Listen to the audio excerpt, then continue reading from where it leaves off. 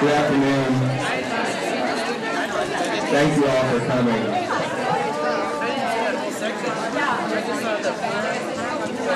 In the interest of time, we're going to go ahead and get started. I hope you all enjoy the fry bread. I'm going to give you a little information about where that came from in a minute here.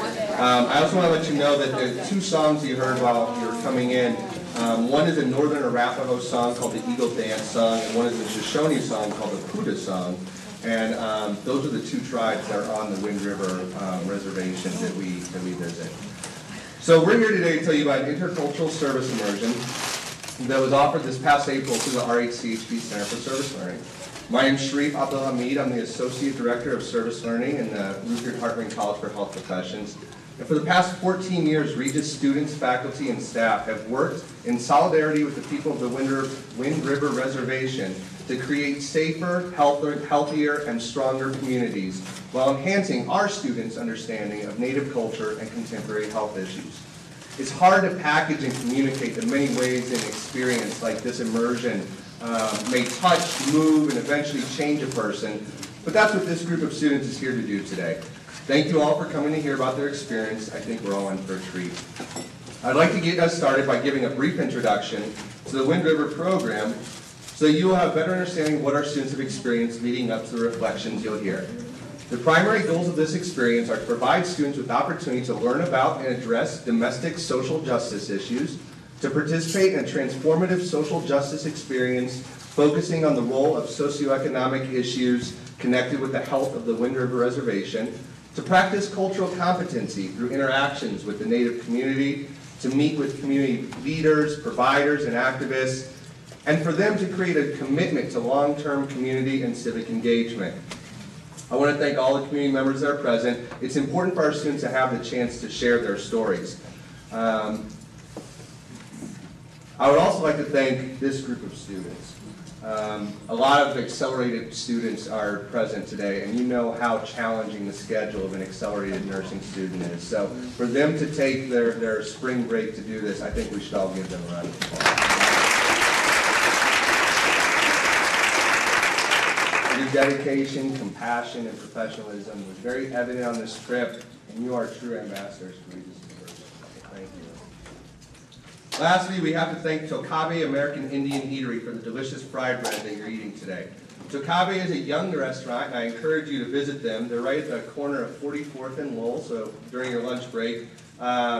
These bracelets, if you were fortunate enough to get one, actually, the funds that they use selling these bracelets, they go back into an American Indian organization and student scholarship. So last year they were able to offer one scholarship to a Native student, and this year they're hoping to offer two. So, and if you have a bracelet and you wear it into Tokabe, you get 10% off your bill. So I think it's a great example of corporate responsibility, so let's really support this organization.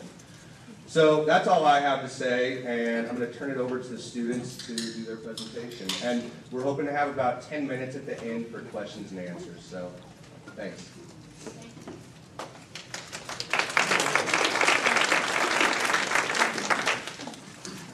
Okay, so before we get into the interesting aspect of our trip, I'm going to go over some general facts in the history of this population. Does anybody, show of hands, does anyone know where the Wind River Reservation is? Don't feel bad, I didn't know either. It's okay. It's actually 2.2 million acres in central western Wyoming. So it's this huge amount of land that we kind of don't ever know about. It's home to 2,500 eastern Shoshone and 5,000 northern Arapaho, and I'll talk about the tribes, those two tribes later. 50% unemployment rate, and for all we know, it's only getting greater. There really aren't a lot of jobs on the reservation. They're just out, is it on the reservation with a casino? Just on the reservation, there's a casino that people can work at, and you can work within the school or within the government. But other than that, there aren't a lot of options for you to get a job within the reservation. The age of Native Americans is 18 to 20. We've probably, a lot of us have heard about that this population has significantly higher rates of tuberculosis, alcoholism, suicide, accidents, and just, a really horrible situation that we don't really see outside of the reservation. The median family income is $33,000, and I don't know about you guys, probably a lot of us students are living off of that, but it's not easy, ever. And if you have to raise 4 kids on that, it's even more difficult. So the history of this people, and I won't get too much into it, but basically they were promised some acreage, and it was originally promised to the Shoshone tribe, and Shoshone and Arapaho were actually warring tribes, and they fought over that area. And so in the Fort Bridger Treaty, they were promised an amount of land, and then 5 years later, the government decided to take back some of that land and give them an even smaller amount. And on top of that, much to the Shoshone surprise, they also threw the Arapaho people onto the reservation because their theory was they'll just kill each other off, and then they won't be our problem anymore. So since then, the tribes have had a lot of hardships. They weren't allowed to leave their reservation to hunt. They didn't have a lot of help from the outside.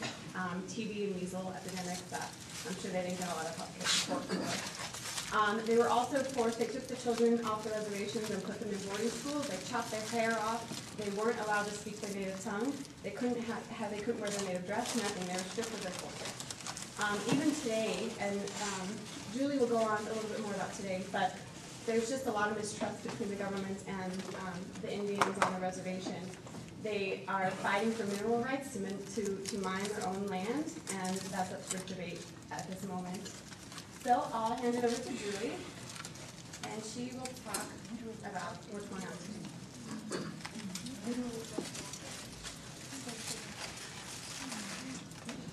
All right, so as Darcy was saying, a lot of those things that were a problem in the past are still a problem now today.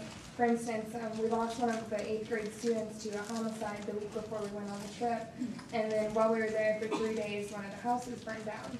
And these problems are just so prevalent on the reservation that it's really, really tragic. Not to say that there's no hope for things improving. The Obama administration is intending to provide more funding and to reevaluate the land issues and the treaties of the land. And then there are 2 big conflicting ideas on how to improve conditions on the reservation.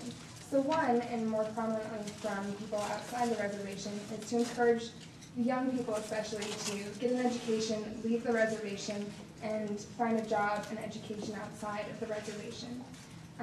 On the other side, and this is more from inside the reservation to preserve that culture, they want people to stay on the reservation and improve it internally. So how do we solve that problem? And how do we solve the 150 years of problems that the reservation has been facing?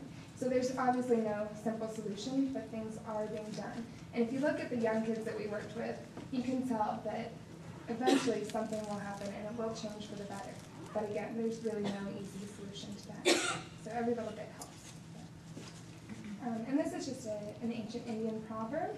So Winder River, as Darcy was saying, sits on a huge acreage in Wyoming. It's actually a beautiful plot of land. There's mountains and lakes, and it's a beautiful scenery.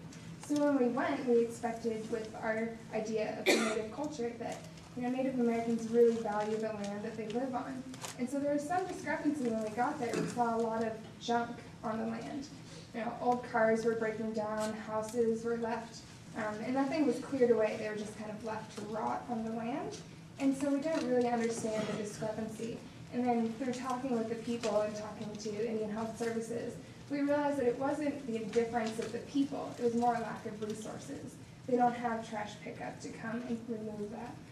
So it really is just a lack of resource and not a lack of care by the people.